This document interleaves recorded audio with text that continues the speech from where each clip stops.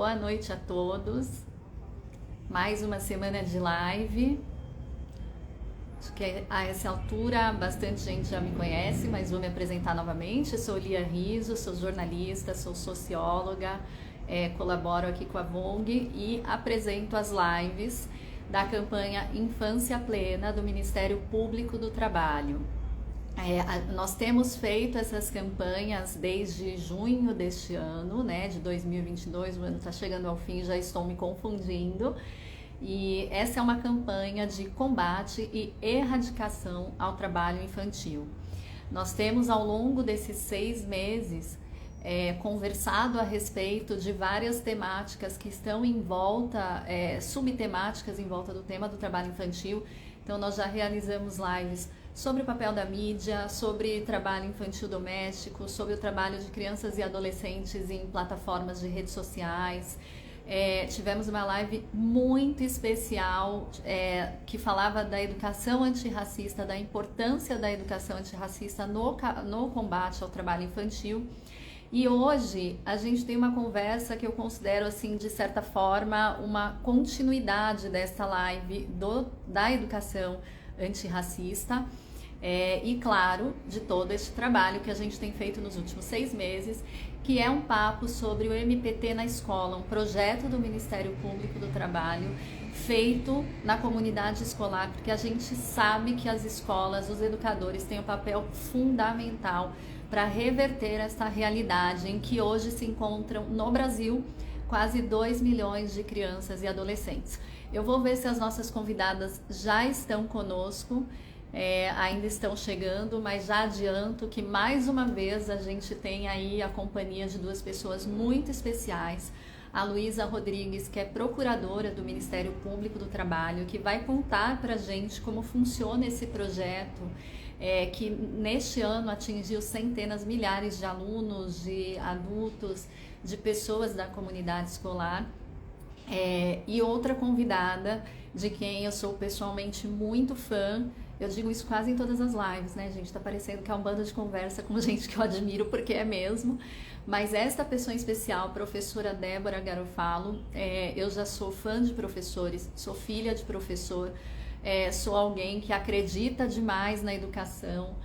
E a professora Débora, ela foi a primeira brasileira e sul-americana a ser a ser indicada e reconhecida pelo Global Teacher Prize, que é basicamente o Nobel da Educação no mundo. Não é pouca coisa. Vou olhar de novo aqui, vamos ver se elas estão chegando. A Luísa está aqui. Vamos lá, a Luísa entra. Pedir um pouco de paciência para vocês. Parece que a conexão hoje está meio esquisita, tá todo mundo dezembrando, né, gente? Olá, doutora Luísa, como vai? Seja bem-vinda. Obrigada, tá funcionando? Nunca participei numa live do Instagram. Uau! Então, vou estreia para você. Tá funcionando muito bem, você está belíssima, estou te vendo muito bem. Ó, vários corações subindo, várias notas 100. Eu fecho os comentários, eu sei que o pessoal às vezes reclama, mas é que pra gente que tá nessa dinâmica do papo é mais fácil, tá? A gente consegue se concentrar, mas tem como mandar perguntas e eu vou lendo ao longo das lives, tá? Luísa, vou te pedir 2 segundos aqui para ver se a gente já consegue convidar a professora Débora. Fiz uma breve apresentação, né, aí de vocês. Falei já de como eu, pessoalmente, sou uma entusiasta da educação, então essa é uma live muito especial. Professora Débora, bem-vinda! Muito obrigada, boa tarde. Que delícia estar aqui hoje com vocês. Boa tarde, doutora.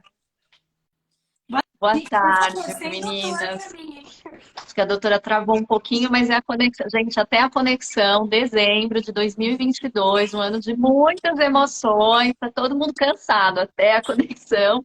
Mas, enfim, eu estava aqui comentando com quem já está nos assistindo, né? Essa é a 6ª live que a gente realiza dentro dessa campanha que vai durar um ano. E é uma live todas foram muito especiais, eu me emocionei em várias delas, mas essa eu acho que ela tem, assim, estamos fechando este 2022 com chave de ouro, porque a gente tem estatísticas, eu tenho certeza que cada um de nós conhece alguma história ou viveu uma história que comprova que se existe um caminho que é determinante para a mudança da educação. E é em muitos aspectos, e sobretudo na mudança dessa realidade, que o Ministério Público tem atuado de forma muito persistente, muito valente, mas que é uma batalha que definitivamente não é só de vocês, né, doutora Luísa? Eu sempre digo isso. A gente sempre chama as pessoas a entenderem como elas podem e devem participar. Mas, assim, de começo, então, para a gente abrir este papo, eu queria que você contasse. Eu já li um pouco a respeito, eu imagino que a Débora também, mas, assim, o que é o MPP na escola, que é o projeto do qual nós falaremos hoje? Se travar, gente, me avisem, porque eu estou no 4G, então qualquer coisa pode ser que fique ruim. Mas, por favor, não me chamem de doutora, né? Meu nome é Luísa, eu sou procuradora do trabalho. Talvez algumas pessoas não saibam o que isso significa. Eu sei que já houve uma série de lives, né, com outras pessoas dessa instituição, pessoas que eu também admiro muito. Mas, para tornar um pouco mais acessível, nós somos procuradores do trabalho, ou seja, somos pessoas que fazem parte do Ministério Público do Trabalho. E para falar sobre o MPT na escola, eu preciso falar um pouquinho sobre o que é o MPT, mas de forma bem resumida. Acho ótimo. Vou chamar de Luísa tentando, tá? Que é a força do hábito. Mas eu acho ótimo a gente contar assim, tá? Porque a gente trouxe uma série de procuradoras e a gente nunca teve essa explicação, né? É tanto papo, Luísa, então manda ver.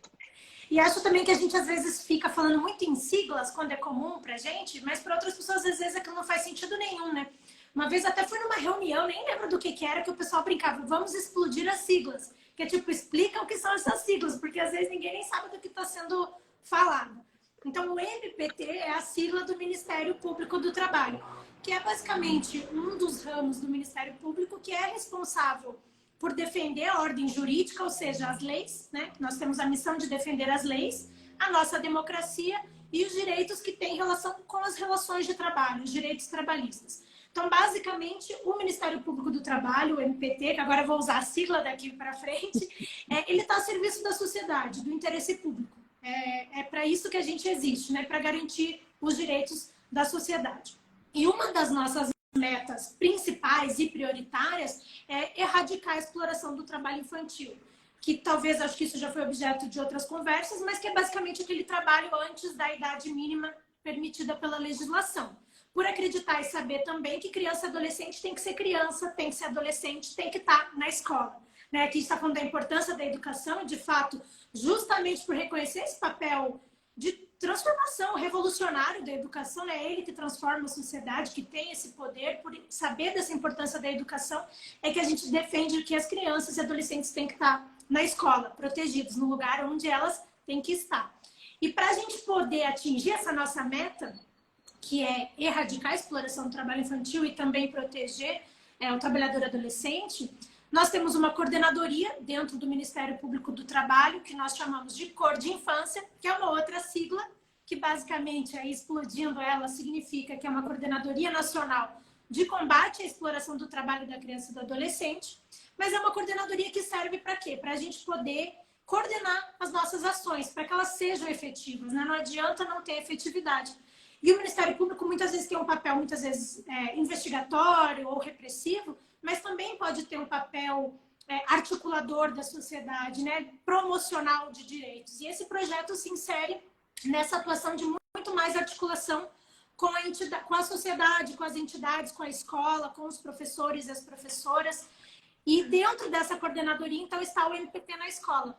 Ele não é o único projeto, mas é o principal projeto voltado para a educação.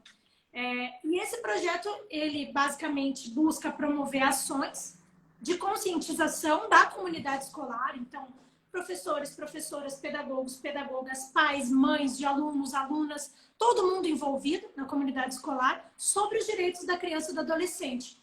E focar na erradicação do trabalho infantil e na proteção do trabalhador adolescente. Então, a gente quer levar esse tema para dentro da escola, sabendo que a escola também faz parte de um sistema de garantia de direitos das crianças e adolescentes, né? Junto com o Ministério Público do Trabalho, nós temos várias entidades, né, que tem que estar conversando, tem que estar funcionando muito bem essa relação, para a gente poder ter efetividade nas nossas ações. E a escola faz parte desse sistema de garantia de direitos das crianças. Então, a gente quer fortalecer esse sistema, fortalecer essas relações, né? Tem gente que brinca assim, a gente quer azeitar essas engrenagens para elas estarem rodando bem.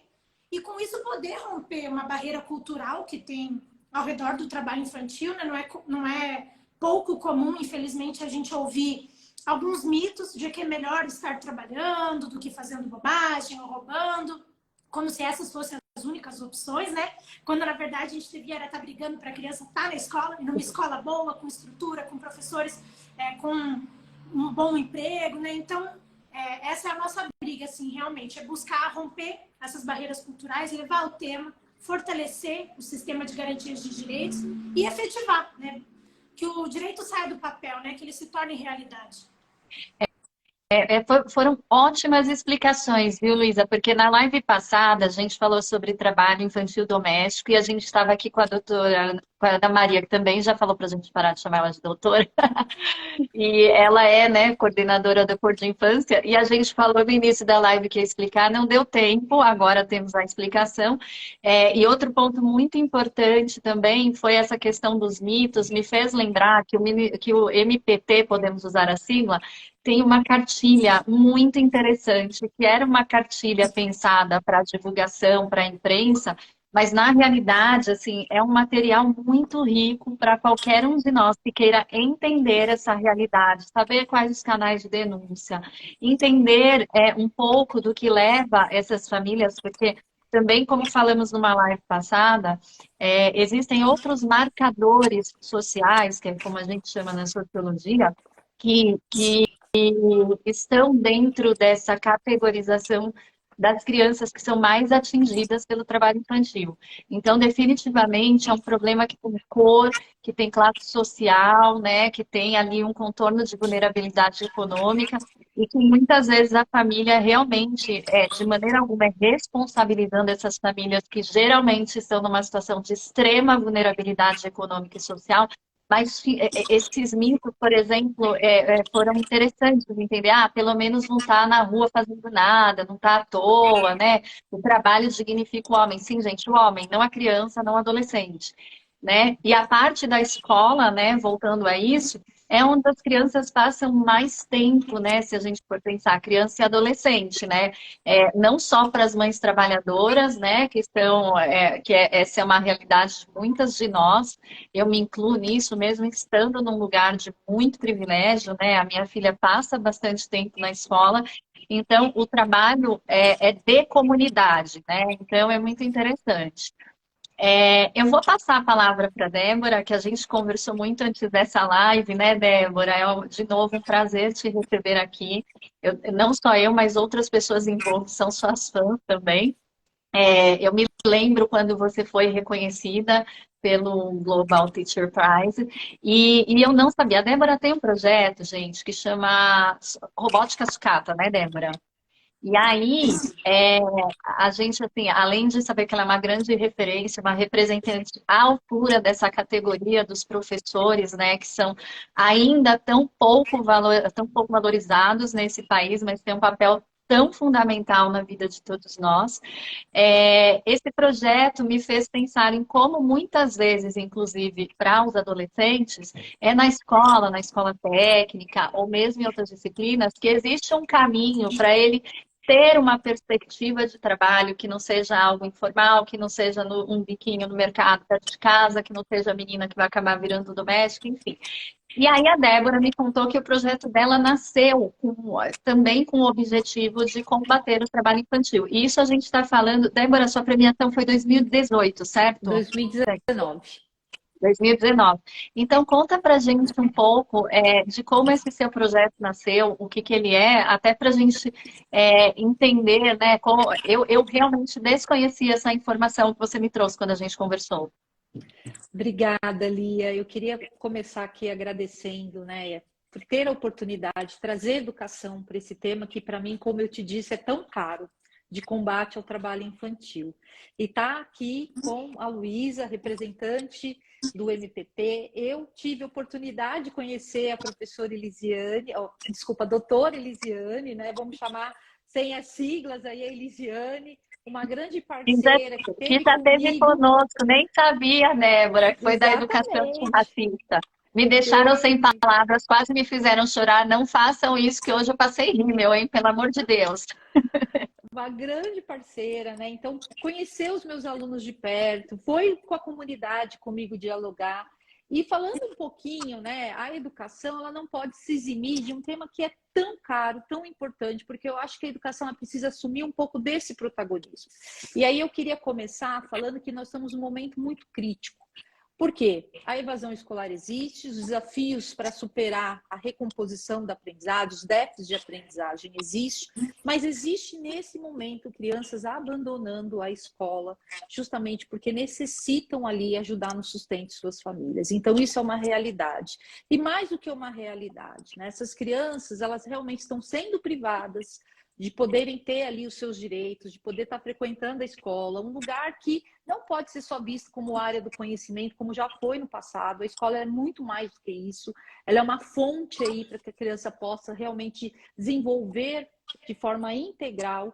E mais do que isso, então a gente precisa levantar essa bandeira, né? E também aí pertence à Comissão de Direitos Humanos aqui da cidade de São Paulo. Então eu tenho esse tema realmente como um apreço muito caro, principalmente por entender que neste momento nós estamos assim, nós superamos esses números, principalmente aqui em São Paulo, em 26%. Então isso é uma coisa extremamente grave. Imagine o restante do país, onde na região Nordeste os índices são muito maiores e precisa ter essa sensibilização. Mas voltando aí um pouquinho então para o trabalho de robótica com sucata, eu no ano de 2015 eu iniciei esse trabalho com os estudantes a partir de uma realidade muito triste, Lia e Luísa, que foi a questão do lixo, né? O lixo trazido como problemática de ensino entre os meus estudantes.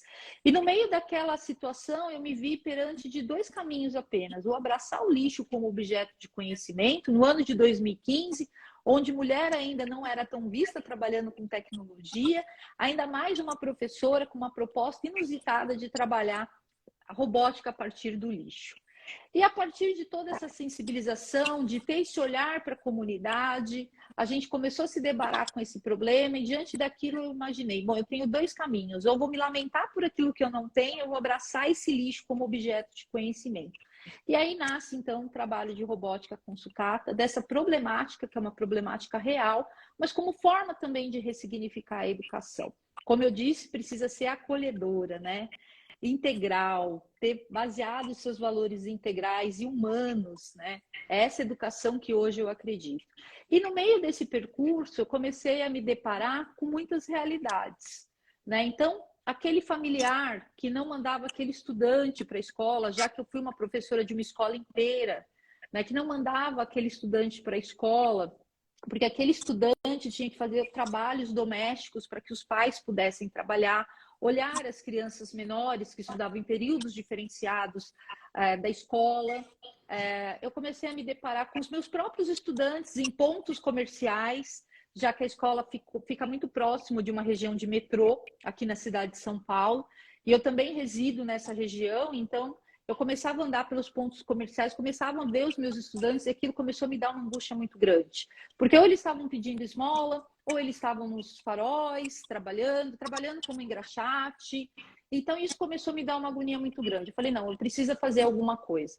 Então, a partir do trabalho de robótica com sucata, nós começamos a identificar esses estudantes que estavam fora da unidade escolar, movimentar toda uma comunidade ali para sensibilização, mostrar para aqueles pais que realmente tinha uma fundamentação, que era importante aquelas crianças estarem frequentando a escola, e a partir da robótica a gente começou então a resgatar esses meninos para de volta à unidade escolar, dando todo o aparato, apoio para a família, acionando as redes de apoio para essas famílias, mas trazendo esses meninos para uma aprendizagem que realmente fosse significativa. E ao longo aí de 3 anos e meio, esse trabalho ele se tornou uma grande referência no nosso país e fora dele, por conta da premiação do Global Teacher Prize, mas principalmente trouxe a oportunidade de realmente debater esse tema sem dor e mexendo em feridas muito grandes, né? Mostrando que essa criança ela tinha direito ao estudo, ela tem o direito à aprendizagem através da inovação, e a robótica possibilitou, então, que a gente combatesse o trabalho infantil na escola em 95%. E eu fico muito feliz porque o primeiro prêmio, né, que nós recebemos, ao longo desse trabalho a gente recebeu mais 16 prêmios, o primeiro trabalho foi voltado aos direitos humanos. por compreender, então, a importância desse trabalho para que a gente pudesse combater um tema que fosse tão caro e, com isso, melhorar, ressignificar a escola a partir desse olhar. Então, eu acho que a escola ela tem um pilar importante, que às vezes a gente nem às vezes se dá conta desse pilar importante, por isso que trazer esse tema, né, a Vogue, trazendo aqui a Luísa para debater questões sérias, né, elucidar dúvidas é tão importante. Até porque a gente também falou isso, acho que na primeira. Vou recapitular bastante coisa das últimas lives, né? Porque, enfim, elas cabem em todas as conversas, né? A gente falou do custo social que o não combate a essa questão tem para todos nós, né? Seja do ponto de vista de que a gente vê talentos que não serão desenvolvidos, seja por caminhos que essas crianças e adolescentes acabam rumando, né? Porque a gente tem uma sociedade onde a desigualdade é abismal e falta muita oportunidade. Então, às vezes, a única perspectiva que se vê não é exatamente uma perspectiva legal, né? Dentro da lei. Agora, dentro dessa situação que a Débora trouxe, Luísa, como é que o MPT atua com o MPT na escola? Vocês estão com o projeto desde quando? Antes, até queria fazer uns comentários assim que eu achei super interessante essa. Por favor, gente, eu vou aqui conduzindo, mas vocês são as protagonistas, tá? Fiquem super à vontade. Essa iniciativa, né, assim, da robótica na sucata, né? Eu acho que eu falei certo o nome. Super legal, porque ela vai meio caminhando lado a lado assim, com a nossa ideia do nosso projeto, que é realmente evitar, combater a evasão escolar e também o baixo rendimento, né, dessas crianças e adolescentes que às vezes estão trabalhando e não estão na sala de aula, e poder trazer eles de volta, né? E isso também é interessante porque um dos objetivos do MPT na escola é poder sensibilizar e também capacitar os professores e as professoras sobre o trabalho infantil, né? Porque às vezes não tem todo um domínio sobre o assunto, ou falta realmente chegar a informação, ou saber como lidar com isso, e que os próprios professores possam ser pessoas que identifiquem o trabalho infantil. Eu imagino que nessa live do trabalho infantil doméstico, por exemplo, foi discutido sobre a invisibilidade desse problema, né? Muitas vezes a gente não enxerga, apesar dele estar na nossa frente, o trabalho infantil como um problema. Isso faz parte também de barreiras culturais, de mitos, e o professor e a professora têm um papel muito importante nisso, porque o que a gente tem visto não tanto a evasão escolar, mas o baixo rendimento. Muitas vezes essa criança, esse adolescente dá sinais na escola de que algo está acontecendo, nem sempre é relacionado a uma situação de exploração de trabalho. Mas o professor é quem tem contato, né? Como você falou, é onde passa mais tempo do dia na escola. Então, o professor tem esse contato direto, né, com a criança, com o adolescente, e pode identificar situações de violação do direito dessa criança, desse adolescente. E que grande a sensibilidade, né, da Débora, e, meu Deus, que grandeza desse projeto, né, e que resultados expressivos, assim, que foram atingidos. Isso é muito motivador e digno de todos os aplausos, realmente. E a nossa ideia com o MPT na escola é que iniciativas dessa forma se multipliquem, né? Eu acho que é isso que a gente... Com a minha bateria do celular acabando aqui um pouco. Mas Quer botar um carregador aí, Lu? Já coloco. Vai dar certo. E a nossa ideia o projeto MPT na escola basicamente ele tem algumas etapas. Então a gente vai primeiro fazer uma articulação com as secretarias de educação. Vamos incluir aí na proposta pedagógica e no currículo escolar o tema do trabalho infantil, o tema dos direitos da criança e do adolescente. Tem determinação legal já nesse sentido, de que isso tem que estar incluído, né, no currículo. Então, a gente leva capacitação, leva material de apoio para poder capacitar os profissionais, né, da educação, para que eles possam abordar isso em sala de aula. Então, depois que eles abordam isso com as crianças, é interessante porque algumas crianças falam, isso está acontecendo comigo, eu não sabia que era um problema. Eles mesmos às vezes manifestam, ou os professores, as professoras começam a notar essa situação. Então, além de a gente estar formando, talvez, cidadãos mais conscientes dos seus próprios direitos e aí eles próprios como os protagonistas e se empoderando dos seus direitos, né? Mas teremos aí possivelmente uma nova geração com uma nova mentalidade, mas também permitindo um combate de situações de exploração que já venham acontecendo. E a gente faz esse projeto de uma maneira em que leva esse tema para a escola, mas também busca trazer um lado mais lírico, artístico, né? Que as crianças vão desenvolver trabalhos sobre o tema, vão fazer desenhos, poesias, contos, músicas, e isso a gente premia depois os melhores trabalhos. É muito difícil até escolher, porque todos são lindos à sua maneira, né? E claro que a arte também é muito subjetiva, mas é uma forma de estimular assim, a participação no projeto, que eles vão ter o seu desenho, o seu trabalho reconhecido. Então, basicamente, entendendo esse papel importante da escola, buscar levar informações que são próprias do Ministério Público do Trabalho, da nossa atuação, que às vezes são um pouco jurídicas, um pouco chatas para quem não é da área, tentar levar isso de forma mais simplificada e acessível para a comunidade escolar, para buscar combater o trabalho infantil e também agir de maneira preventiva. E também foi interessante falar sobre essa questão do lixo, porque um dos temas que a gente trabalha dentro do MPT na escola é a questão da reciclagem, justamente porque ainda ocorre muito trabalho também infantil na catação dos materiais de resíduos sólidos, né? Então também é uma das piores formas de trabalho infantil. Então também é uma atuação prioritária do Ministério Público erradicar. E eu já pude, assim, infelizmente, presenciar isso de perto. Acontecem muitos acidentes, né? Alguns adolescentes já morreram no Brasil, atropelados em lixões, enfim. Então é uma situação muito difícil mesmo para trabalhadores adultos. E acho que aí entra um pouco do ressignificar também, que a Débora falou, que é entender que o trabalho ele tem que ser decente, né? Que ele tem que ser digno.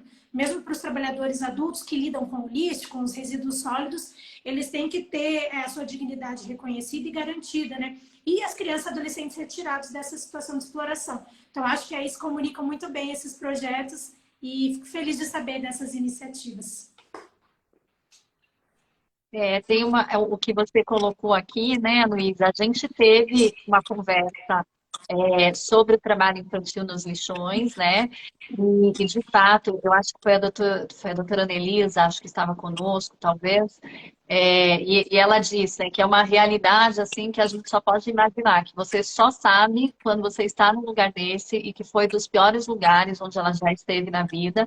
E a gente teve a participação da Anne Catadora, que é uma moça que foi catadora, que hoje tem um projeto muito legal de reciclagem, né? E é uma ativista pelas políticas públicas que nos faltam para reverter essa situação dos lixões. Mas o que eu queria comentar é que, assim como a gente sente no trabalho doméstico, né, existe um ciclo, né, como se essas crianças e esses adolescentes nascessem condenados a perpetuar este ciclo em lugares insalubres, né, porque o lixão não é raro você encontrar famílias vivendo ali, todo mundo se ajudando, não só procurando o que vender, mas muitas vezes procurando até alimento, né? Nesse mesmo ambiente onde eles convivem com diversos perigos, inclusive de doenças, de contaminação. E o trabalho doméstico também tem essa característica, né? Então, não raro a gente encontra, né, a menina que é a filha da doméstica, que foi filha de outra doméstica, que foi neta de outra doméstica. Então, é um ciclo muito perverso de reprodução que perpetua a desigualdade, né? Elimina perspectivas. E essa é uma característica também muito cruel, né, dessas situações de trabalho infantil. Outro ponto, a Débora falou da atuação dela na área dos direitos humanos, porque a gente também precisa lembrar sempre que é algo que nós sempre falamos, que antes de tudo, além de ser ilegal, a gente está falando de uma violação de direitos, né? De direitos básicos e fundamentais previstos no Estatuto da Criança e do Adolescente, previstos mundialmente. Então, por isso também que envolver a comunidade escolar é mais um passo, né? E a forma artística como isso se dá também é muito interessante, porque a gente sabe, né? Eu tenho uma filha muito falante, né? Eu brinco que é porque eu fico entrevistando ela desde que ela nasceu. Então a gente conversa, ela me traz coisas, mas eu mesma já descobri situações ou desconfortos olhando para desenhos dela. Eu lembro que um dia eu vi um desenho dela super bem feito e falei, nossa, essa menina é tão bonita, por que ela está chorando? E aí ela me disse, foi um dia que eu estava me sentindo triste. Eu acho que o desenho, não sei, né, Débora, o desenho, a criação, essas representações também ajudam muito as crianças a representarem. Elas não têm repertório emocional, né, não tem pelo desenvolvimento e às vezes porque são famílias também muito simples, né.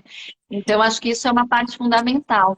Mas outra coisa que eu queria entender, eu vou voltar um pouco a palavra para a Luísa, já volto para a Débora, É assim, o MPT na escola, vocês que selecionam as comunidades que vão ser alvo do projeto, as instituições que vão ser alvo, como é que é, é- é essa dinâmica? Até porque muitas perguntas surgem sempre do que a gente, como cidadão, pode e deve fazer, né? A gente já sabe das denúncias, enfim, mas neste caso específico, como é que é feito? Porque são muitas escolas, esse é um problema do país inteiro, né, Luísa? Até tinha, você me perguntou antes, esqueci de falar, mas o projeto ele já existe desde 2007, ele iniciou no Ceará, e no Ceará houve uma redução exponencial do trabalho infantil desde que esse projeto vem sendo implementado, então ele traz resultados e ele vem sendo expandido a nível nacional.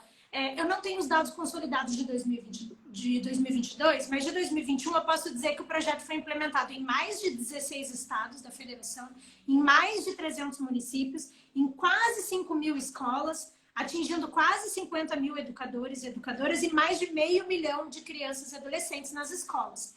A gente foca numa faixa etária, que é normalmente uma faixa etária que começa a despertar algum interesse também por trabalhar, né? E que pode vir a ser um aprendiz, então uma faixa etária ali de 4º, 5º ano, 6º e 7º ano, que são faixas etárias que eles começam a querer ter um dinheiro para comprar um celular, alguma coisa assim. Então a gente achou que é um público-alvo interessante de tratar isso, porque normalmente começa a se interessar pelo mundo do trabalho também.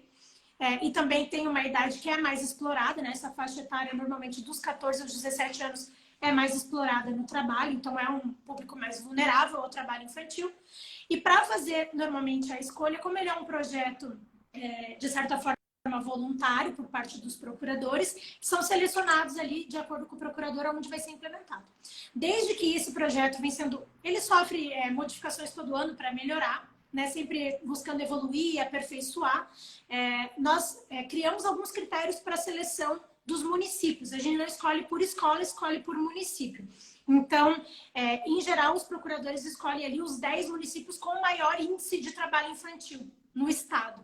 Então, se eu estou no estado do Paraná, eu busco os dados oficiais do trabalho infantil, aqueles 10 municípios com o maior número de trabalho infantil, é lá que eu vou buscar implementar o projeto. Justamente porque é onde o problema está maior e a gente precisa atuar, não só nessa frente, mas também nessa frente. Então, a seleção normalmente ela leva em consideração esse critério, o número de crianças e adolescentes explorados no trabalho.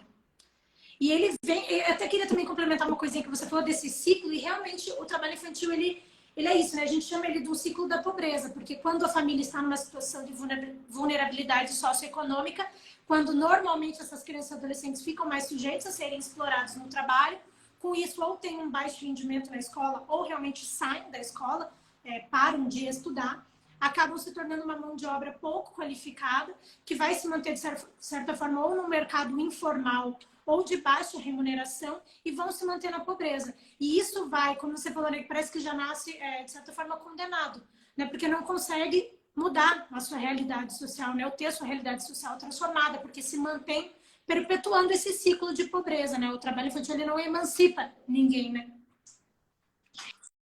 Nossa, eu fiquei impressionada, Luísa, porque você falou em 16 estados, né? A gente no Brasil tem 26 estados, então é bastante coisa, né? Ainda que a gente, eu imagino que às vezes vocês tenham uma sensação, lidem com situações assim que dê a impressão que estão enxugando gelo, mas é um trabalho muito amplo, né, gente? Porque o Brasil é muito grande, de novo, é um país muito desigual, que tem características muito próprias em cada estado, né? Tem questões culturais, então o trabalho doméstico infantil, por exemplo, é uma coisa muito enraizada na nossa cultura, infelizmente ainda, né? Estamos em 2022, mas ainda né? Enfim, então, assim, parabéns ao MPT por este projeto, né? Por persistirem e num pós-pandemia, né? Porque a gente, esse ano, a gente começou, assim, não vai, não vai, vai, não vai, né? Porque achamos que ia começar um ano novo realmente, aí veio o Ômicron, aí mil coisas, eleições, né? Agora a Copa do Mundo. Então, enfim, e no ano anterior vocês pegaram ainda um cenário de pandemia, né, para atingir esses 16 estados. Então, é muito louvável. Débora, eu queria saber de você justamente sobre esse cenário de pandemia, porque hoje a gente tem uma estatística aí de quase 2 milhões de crianças, né, nessa condição, acho que 1 milhão e 800, 1 milhão e 800 mil, alguma coisa assim, né? Mas a gente acredita, né, nós, Ministério Público, que esse seja um número maior até, né? Porque na pandemia isso se intensificou. Você ainda está em sala de aula, Débora? Hoje eu estou na Secretaria Estadual de Educação, então eu cuido de gestão pública, né, de políticas públicas, mas sempre com esse olhar atento, porque a pandemia foi um período bem complicado, não só para a educação, mas também para questões sociais, né? A gente sabe das consequências gravíssimas que os nossos estudantes hoje estão enfrentando em relação à saúde mental, mas a questão mesmo de economia, né? De passar necessidades em casa, da escola ser o único local que muitas das vezes as crianças se alimentam, e isso é importante salientar. Então, o período da pandemia, sem dúvida nenhuma, foi o período mais crítico, porque nós recebemos diversas mensagens de familiares, até de diretores, de coordenadores das unidades escolares. Desculpa te cortar, que a Luísa saiu, mas eu vou ficar aqui de olho. Perdão cortar seu raciocínio. Imagina. Então, nós recebemos muitas mensagens de coordenadores e professores avisando que tinham crianças passando por violência, crianças que abandonaram esse período, mesmo com a escutativa que a escola exercia, por conta dessas questões econômicas, né? Então, a gente sabe que isso vira realmente uma bola de neve.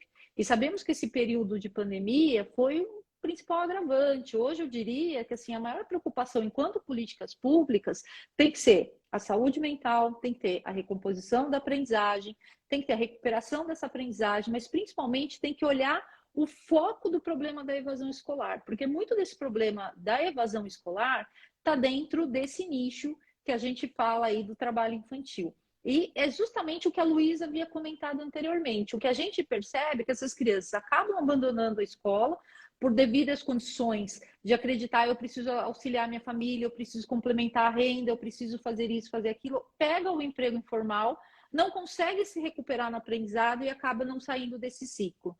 Então, hoje, a escola detém um papel essencial. Nós temos aí documentos, né, lançados para colocar isso de uma forma muito transversal, de trabalhar o ECA dentro da sala de aula, então trabalhar o Estatuto da Criança e do Adolescente, mostrando para ela, mas agindo pedagogicamente.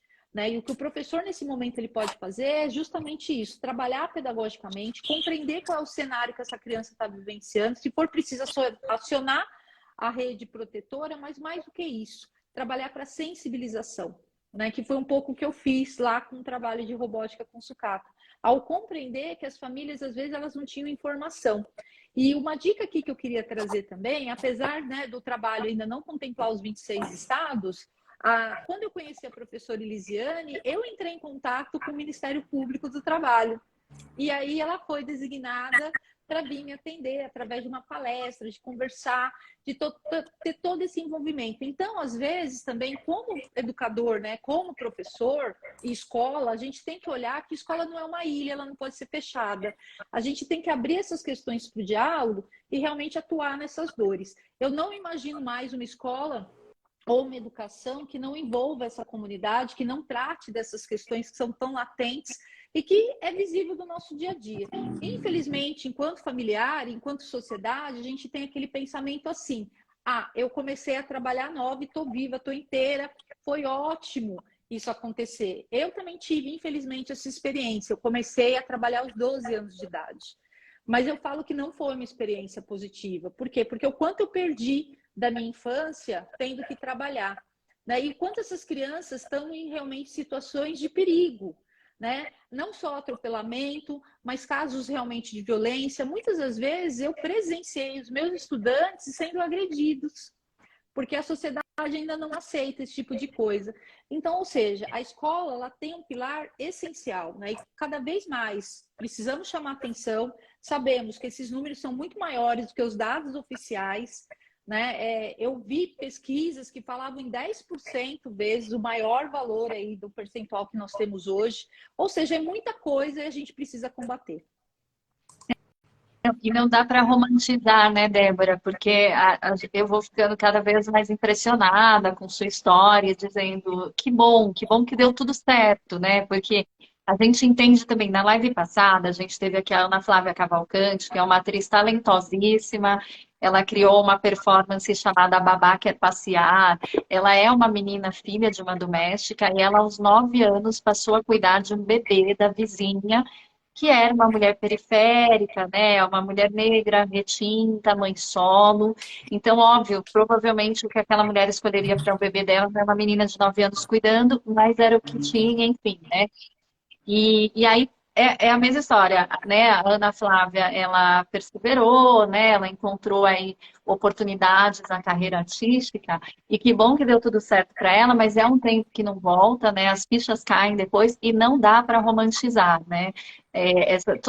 Sempre que eu vejo essas histórias contadas, né? Ah, superou isso e aquilo, que bom que as pessoas superam, porque infelizmente a gente vive uma realidade onde os desafios são muitos, mas não dá para romantizar, né? Criança é criança, né? Adolescente é adolescente. E tem uma questão, né? A falta do brincar. E além dos perigos físicos, a gente sabe que existe um dano de desenvolvimento, né? Um dano emocional que é muito difícil depois de ser reconhecido e resgatado, enfim. Luísa, o que eu queria saber de você, se o MPT na escola, ele só atua em escolas públicas ou ele é um projeto que abrange escolas particulares também? Ele é voltado, o projeto, essencialmente para a rede pública. Então, o projeto em si, ele é voltado para as escolas públicas municipais e agora estaduais. A gente vem incluindo também as escolas estaduais. Claro que nada obsta que o mesmo material, a mesma metodologia seja utilizada também nas escolas da rede particular. Isso já foi feito algumas vezes, mas o nosso foco principal é a rede pública, né? Justamente por reconhecer essa vulnerabilidade socioeconômica do público que pode estar sendo alvo da exploração. Então, ele é eminentemente voltado para a rede pública. E já aproveitando um ganchinho ali do que vocês falaram, acho que essa questão das marcas que o trabalho infantil deixa, né? Porque crianças e adolescentes são pessoas que ainda estão em desenvolvimento, né? Os seus corpos, sua mente, sua personalidade, tudo ainda está em formação. Muitas vezes, assim, a pessoa acha que passou pelo trabalho infantil e conseguiu, saiu daquela sem nenhuma lesão, mas na verdade ela tem lesões que ela nem sabe que originaram dali. Mas, infelizmente, ainda tem aquelas que sabem muito claramente, porque sofreram, às vezes, algo mais traumático. E é um título de informação, assim, nos últimos 10 anos, tiveram mais de 20 mil acidentes de trabalho envolvendo crianças e adolescentes. Alguns muitos fatais. Então, a gente sabe que isso acontece com adultos, que dirá com crianças e adolescentes, né? Que ainda estão com seus corpos, suas mentes em desenvolvimento. Então, ele traz, sim, muitos prejuízos. Dentre eles também a própria evasão escolar, o baixo rendimento. Então, é algo que deve ser combatido não só do ponto de vista, porque a lei assim diz, né? Mas a lei assim diz por alguma razão, ou por várias razões, né? Mas por compreender que esse público não é um público destinado a trabalhar, né? E a gente vai trabalhar tantos anos na nossa vida, para que antecipar, né, esse momento? Então, garantir mesmo uma infância, uma adolescência plenas para as crianças e adolescentes, porque é um tempo que não volta mais, né, na vida, além de todas as outras razões aí que nós já comentamos.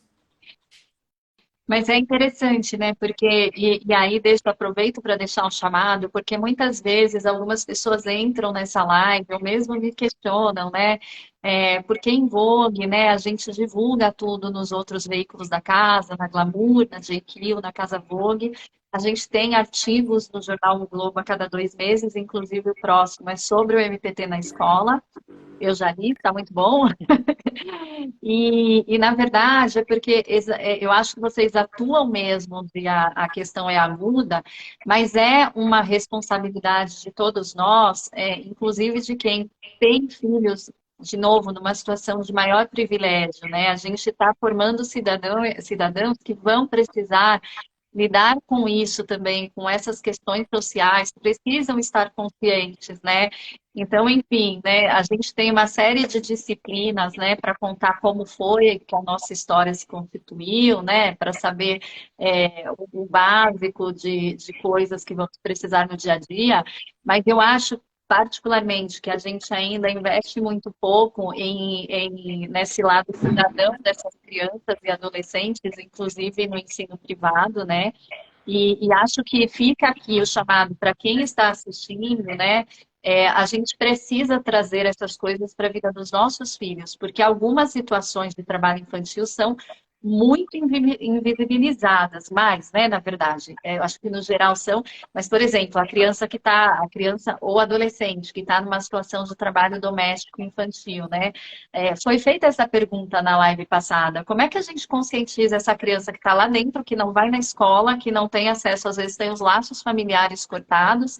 Então, enfim, é importante também que na rede privada isso se espalhe, seja parte das formações, né? E eu tenho absoluta certeza que quem está nos assistindo é um público que está num lugar de mais privilégio, então proponho mais essa ação de nossa parte. A gente tem sido acompanhado por muita gente que eu tenho certeza que já virou algumas chaves, mas já deixo esse chamado também, porque além de tudo, isso não é sobre crianças que a gente não conhece, que estão em situações de vulnerabilidade, adolescentes que não fazem parte do nosso dia a dia. Definitivamente não é sobre isso, é uma questão social que tem um custo para todos nós, né? Meninas, a Eu gente já queria está... só, se eu pudesse, desculpa, só fazer um comentário. Imagina! Sou bem falante também, que nem sua filha. Por favor, Lu. Não, eu ia te dizer, a gente está em 47 minutos de conversa. Por mim, a gente continua mais um pouco, se vocês estiverem com a agenda, então fica muito à vontade. Coincidentemente ou não, assim, quando eu era criança, adolescente, teve uma palestra sobre trabalho infantil no meu colégio. Eu estudava na rede particular, né? Assim, sabendo da minha situação de privilégio, possivelmente, quase certeza nenhum dos meus colegas era uma vítima da exploração do trabalho infantil, mas foi objeto de discussão na escola. Foi até passado um documentário sobre Ilha das Flores, que era uma situação de lixão. Então, isso também foi falado na época. E a minha mãe, ela me levou quando eu era criança. Eu sempre compartilho essas histórias. Meus colegas de profissão já devem estar cansados de me ouvir falar disso. Tomara que não tenha ninguém aqui deles me ouvindo, para não ficar repetitivo. Mas quando eu era adolescente, a minha mãe me levou num lixão no litoral do Paraná, né? Que eu sou de Curitiba. E ela me levou naquele lixão para eu... Eu nunca tinha visto aquilo. E foi muito impactante para mim, enquanto adolescente, ver aquela realidade, entender o meu lugar de privilégio. Era uma situação muito triste, realmente, de ter, assim, porcos junto com as pessoas ali, tipo, que estavam se alimentando daquele lixo e tudo mais. Foi uma situação muito impactante para mim. Aquilo me deixou muito mal, né? E, assim, quem sou eu me sentir mal só de ver aquilo e eu nem estou vivendo, mas entendendo, né, a minha situação naquilo. Eu acho que na cabeça da minha mãe, assim, né, foi uma iniciativa dela, enfim, fazer isso, mas eu acho que institucionalmente nós temos o dever, né, e toda a sociedade de levar essa mensagem. Eu acho que ela quis plantar uma sementinha. Acho que é um pouco isso do que você diz, né, de formar cidadão consciente. Ela quis plantar uma sementinha em mim, no sentido de reconheça a sua situação, mas também faça algo para mudar isso. Sim, contribua de alguma maneira dentro daquele caminho que você escolher na sua vida, mas para quê? Para que você traga alguma coisa de positivo, né? Que você busque, de alguma forma, contribuir com a sociedade, reduzindo essas desigualdades, buscando uma sociedade mais justa. E eu espero, né? Estou tentando aqui, formiguinhas, nós todas formiguinhas, ninguém é importante só por si só, mas nós todos unidos, né? Dando as mãos mesmo nesses temas, que a gente vai chegar em algum lugar. Mas eu acho isso realmente importante, porque eu sou também um pouco um fruto disso, né? De uma pessoa, de uma adolescente. Não, esse solo era bom. Quando você falou, plantou a sementinha, o solo aí era bom. Mas era esse o meu comentário. Eu acho isso muito importante, realmente. Mas eu acho também que era uma pergunta que eu quero fazer para a Débora.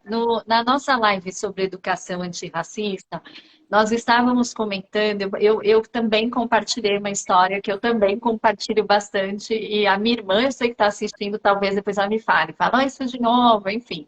Mas assim, eu tenho um grupo de mães das amigas da faculdade, né? Na minha sala de faculdade eu tinha pouquíssimos colegas negros, eu me formei em 2002. Um deles se casou, teve uma filha, e essa menina, a mãe dessa menina trouxe pra gente, né, a coisa de começar a falar sobre racismo com crianças, né? E aí virou aquela discussão, nossa, mas quando é a hora e coisa e tal? E o que eu ponderei, e não porque eu sou um alecrim dourado, mas realmente naquele momento que me caiu essa ficha, é que essa pergunta, que horas é a hora de falar sobre tal coisa com a criança, você só faz quando você tem o privilégio de fazer.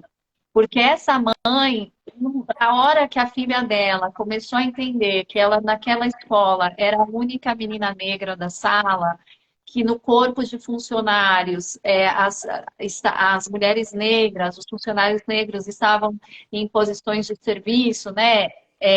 Como a tia da limpeza, que muitas vezes a criança não sabe nem o nome, ela chama de tia da limpeza. Então, enfim, essa é uma pergunta que a gente faz quando a gente tem o privilégio de poder escolher, né? Então, a gente precisa, óbvio, né? Estamos falando em tratar crianças como crianças, na preservação do direito, né? De ter uma infância livre de trabalho, de outras violações.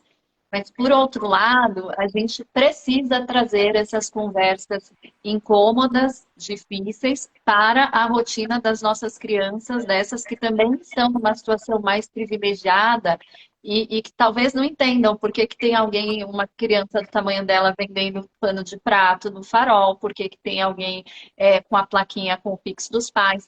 Mas eu queria fazer essa pergunta para você também, Débora, assim, a partir de que momento vocês, e por favor, Luísa, pode responder também, acham que esse é um assunto que pode e deve entrar em pauta, né? Como nas disciplinas escolares, enfim, mesmo na convivência com a comunidade escolar, né? Porque a gente sabe dos adolescentes que, como você falou, a partir da sexta, sétima série, acho que ali por 12, 13 anos, talvez, né? Mas, enfim, a gente consegue também abordar isso mais cedo, não?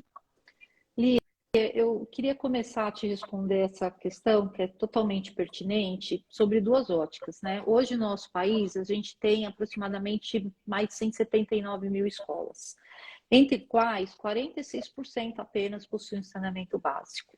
A gente já sabe olhar o tamanho do nosso problema pelo tamanho da quantidade de escolas que não têm saneamento básico, ou seja, né, menos da metade das nossas escolas não tem o mínimo necessário de funcionamento.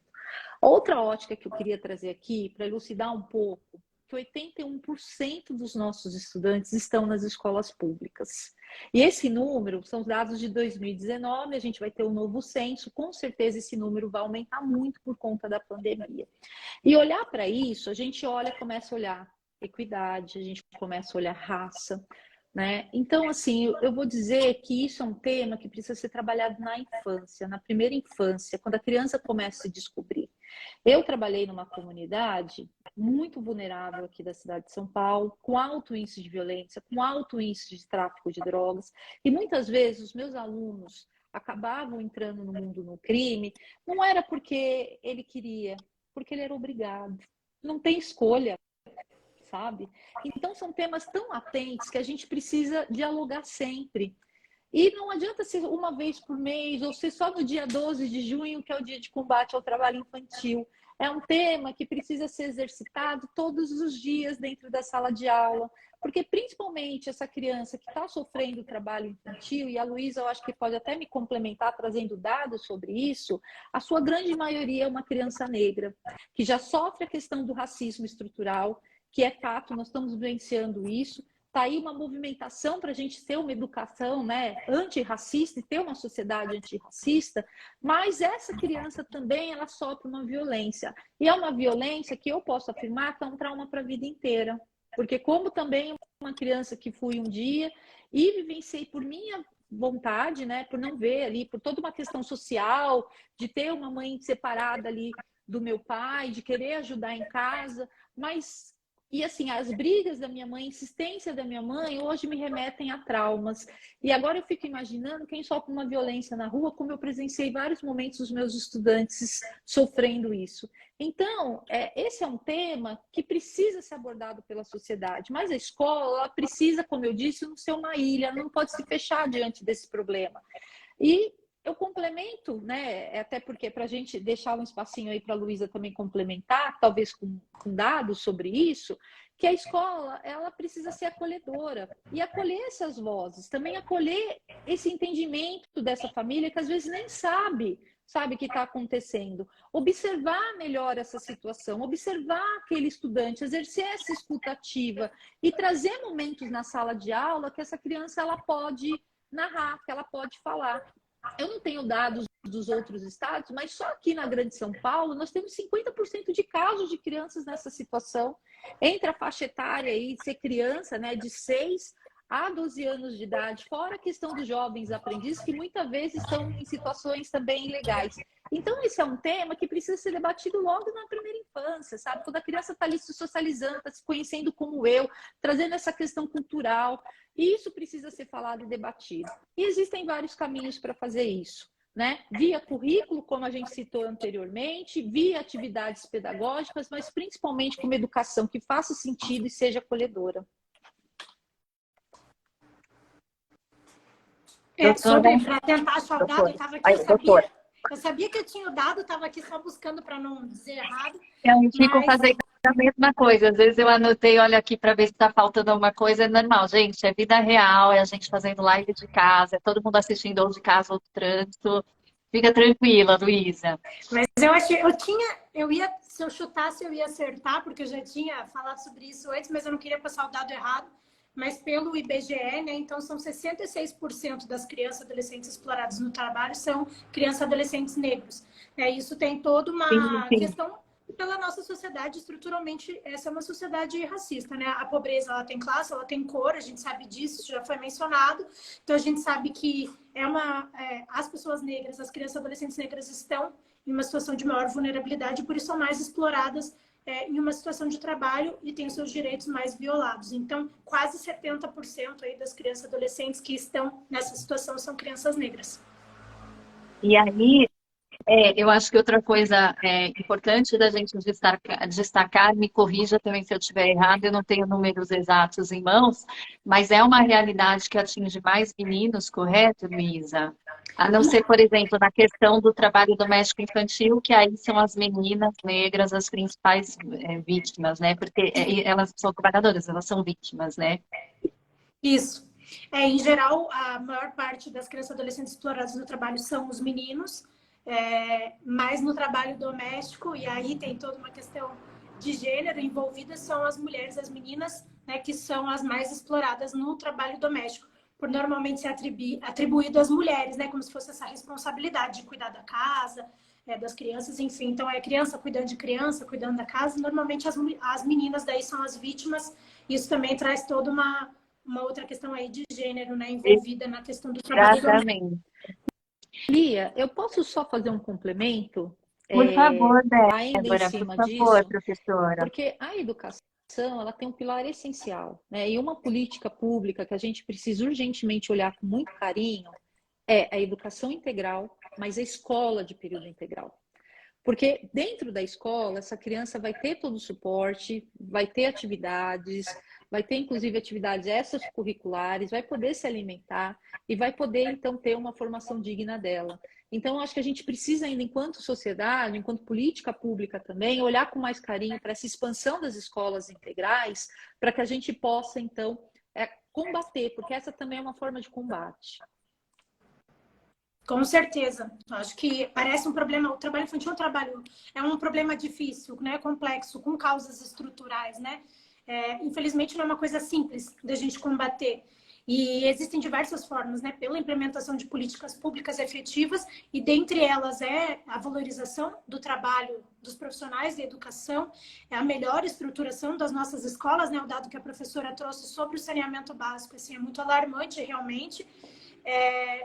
E esse fato também da gente buscar uma escola em tempo integral, né? Escola integral, educação integral, para que essa criança fique na escola, principalmente muitas vezes, se a gente for olhar ali dos 14 aos 17 anos, que é a maior parte dos adolescentes que são explorados no trabalho, eles vão à escola.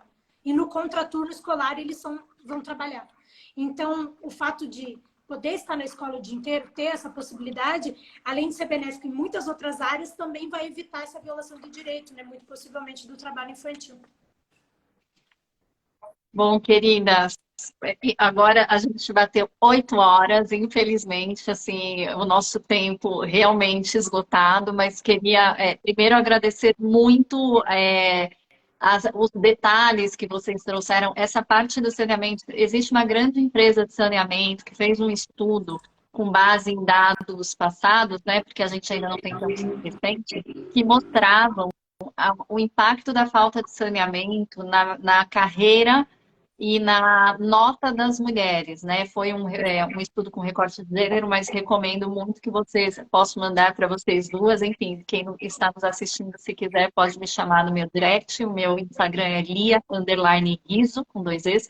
Mas é um estudo que me chamou muita atenção, porque ele mostrava a diferença de nota do Enem da aluna que tem banheiro em casa e da que não tem. Então, existem essas outras questões, esse outro universo de problemas que impactam. A gente tem alguns que a gente consegue resolver assim de forma mais fácil, né, por assim dizer. Então, esse projeto já existe, ele já vai para as escolas. Vocês conheceram aqui ao longo desses 6 meses, no ano que vem a gente continua, mas ao longo desses 6 meses, várias procuradoras, várias pessoas que compraram, que acharam essa bandeira, que já são ativistas, né, na física e na jurídica, eu brinco. Então, enfim, alguns problemas a gente não vai conseguir dar conta, né? A gente depende bastante de política pública, de governos conscientes. Tenho muita esperança que o nosso orçamento para a educação daqui para frente seja visto de forma mais responsável, né? Estamos todos nessa expectativa, né? Fechando esse ano com mais esperança. Eu digo sempre que educação, e é um depoimento pessoal também, mudou a vida da minha família, né? Os meus pais só puderam terminar a educação, acho que é o ensino médio, que chama hoje, quando eu já era nascida, acessaram o ensino superior, eu já era mais velha do que a minha filha, que hoje tem 7 anos. Então, enfim, e de novo, tendo largado de um lugar de muito privilégio, sou uma prova de como a educação muda vidas, amplia perspectivas e te ajuda a proporcionar isso, porque hoje sou uma pessoa que consegue proporcionar isso para outras pessoas. Não existe outro caminho para a gente mudar, para a mudança que a gente precisa. E essa mudança, ela passa por este combate ao trabalho infantil, que, de novo, nós trouxemos números aqui, mas a gente sabe que eles estão desatualizados, que, infelizmente, a perspectiva é que a gente conheça uma realidade pior no próximo ano, mas que, em contrapartida, a gente consiga combater com mais esperança, né? Com uma nova perspectiva de governo e ajudando o Ministério Público do Trabalho, porque essa campanha é muito para isso também. Ela vai até o ano que vem, até junho a gente ainda vou aparecer aqui sempre. Eu tento variar o cabelo, trazer gente diferente, o pessoal se animar aí, mas enfim. Convido vocês a lerem os materiais. A gente publica sempre na Vogue, na JQ, na Glamour e na Casa Vogue matérias sobre o que a gente conversa aqui. As lives ficam salvas, né? Convido vocês a seguirem a professora Débora, a acompanharem o trabalho da Luísa e das outras procuradoras, enfim, que são as pessoas que estão fazendo um trabalho de formiguinha, mas movendo aí grandes coisas, né? Meninas, muito obrigada. Obrigada demais, não só pela contribuição técnica de vocês, que é algo muito valioso, mas pelo tempo. A gente está em dezembro, as pessoas estão enlouquecidas achando que o mundo vai acabar dia 31 de dezembro. Então, tempo neste momento é algo muito generoso de oferecer. E sigam contando com a gente nessa batalha. Eu tenho certeza que eu falo pelo time Vogue, né, pela Condenaste e por mim também, e por quem está nos assistindo, porque essa não é uma batalha de um exército único. Muito obrigada pela oportunidade, viu? E sigamos aí lutando em prol do combate ao trabalho infantil.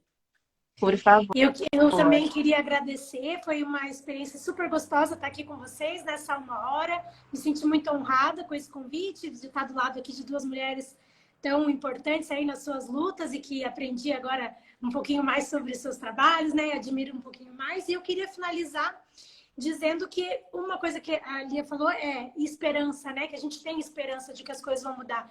E aí eu queria citar aqui um grande pessoa, o grande nome da educação no Brasil, né? Que é Paulo Freire, que fala que esperança não do ato de esperar, mas do ato de esperançar, né? Que é da gente construir, da gente ir à luta, da gente não desistir, de fazer algo novo, né? E vocês já estão fazendo e que continuemos fazendo juntos enquanto sociedade, buscando aí garantir os direitos das nossas crianças e dos nossos adolescentes. Muito obrigada, viu? Boa noite para vocês. Boa noite, queridas. E, pessoal, nos vemos em janeiro, quando tem live de novo, mas eu não lembro o assunto, gente. Muita coisa em dezembro. Até lá. Obrigada.